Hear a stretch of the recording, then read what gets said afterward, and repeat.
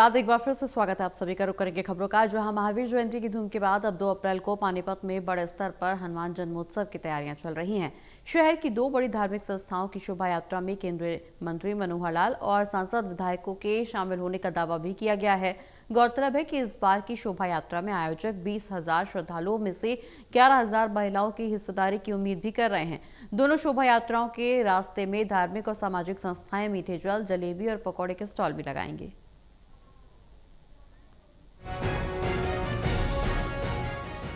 हनुमान चालीसा में लिखा है, चारों युग प्रताप तुम्हारा। यानी हनुमान ऐसे देवता हैं जिनका चारों युगों में प्रताप रहा है। ये भी अद्भुत संयोग है कि 31 मार्च को महावीर जयंती थी, तो एक दिन छोड़कर 2 अप्रैल को हनुमान जन्मोत्सव यानी पवन पुत्र हनुमान का जन्मदिन। 2 अप्रैल को पानीपत में बड़े स्तर पर इस साल भी हनुमान जन्मोत्सव मनाया जा रहा है। शहर में 2 जगहों से चारों दिशाओं को कवर करने वाली वीर बजरंगी की शोभा यात्रा निकाली जाएगी। देवी मंदिर से शोभा यात्रा निकलने वाली आयोजन समिति की प्रेस कॉन्फ्रेंस। जो दीपावली से पहले है वो हनुमान जी अयोध्या में प्रकट हुए थे, वो उनका प्रकट दिवस है, क्योंकि राम जी आने में थोड़ा लेट हो रहे थे और भरत जी ने प्रतिज्ञा की थी कि अगर ये 14 वर्ष से एक दिन भी लेट होंगे तो मैं मतलब समाधि ले लूंगा। तो राम जी ने उनको भेजा था कि भाई आप जाके वहाँ प्रकट हो और कहो भी पीछे पीछे वो लोग आ रहे हैं। तो इस तरीके से ये सारा हनुमान जन्मोत्सव पानीपत में मनाया जा रहा है। बहुत सफल प्रयास, इस बार काफ़ी आनंद आने वाला है, काफ़ी प्रोग्राम भव्य होने वाला है, क्योंकि इसके अंदर विश्वविख्यात संत वो भी अपनी सहभागिता को उसको करते हुए यहाँ पानीपत में हमारी इस शोभा यात्रा में सम्मिलित हो रहे हैं, जिसमें हमारे परम पूज्य स्वामी ज्ञानानंद जी महाराज विशेष रूप से, आगे उनका कई बार प्रोग्राम था वो कैंसिल करके वो यहाँ आ रहे हैं। गौरतलब है कि आयोजन समिति के पदाधिकारियों का दावा है कि इस बार हनुमान जन्मोत्सव कुछ खास रहेगा। इस बार हनुमान जन्मोत्सव पर शोभा यात्रा में 11,000 महिलाएं भी शामिल होंगी। इनमें 5,100 महिलाएं कलश धारण करके चलेंगी।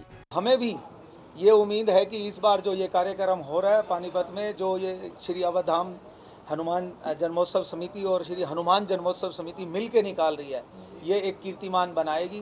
दोनों शोभा यात्रा जो है देवी मंदिर से एक बार स्टार्ट होके, इकट्ठी स्टार्ट होके बाईं तरफ मुड़ जाएंगे सलारगंज गेट की तरफ, सलारगंज गेट से आगे लेफ्ट तरफ अवध धाम की तरफ मेन बाजार होते हुए वीर भवन चुंगी होते हुए अवध धाम पहुँचेंगे। जहाँ हनुमान जन्मोत्सव हम बड़ी वैदिकता से सनातनी परंपरा के साथ शास्त्रों में निमित्त उद्देश्य उपदेश उनको लेकर हम चल रहे हैं, वहीं पे हम इसको और भी रोमांचित करने के लिए आरती का प्रबंध किया गया है। बाज़ारों के अंदर आरती करेंगे, लोग अपनी अपनी ड्रेसेस में यहाँ पे हनुमान जी का जन्मदिन बर्थडे मनाने के लिए आ रहे हैं, वो आएंगे।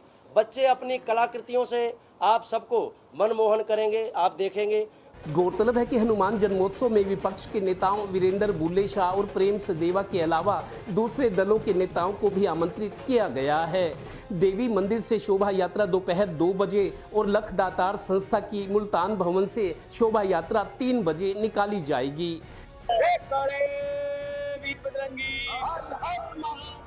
यह आयोजन मॉल टाउन की जनता की डिमांड पे किया जा रहा है कि मॉल टाउन में क्यों नहीं हनुमान उत्सव हो रहे हैं। सिर्फ उसी को देखते हुए और आसपास के जितने भी हमारे व्यापारी भाई हैं, जो भी सनातनी हैं, सभी उनके मन का भाव था कि हनुमान स्वरूप मॉल टाउन में सिर्फ दशहरे भी आते हैं और बाकी समय क्यों नहीं, जब हनुमान जन्मोत्सव मनाया जाता है तो उस समय क्यों नहीं।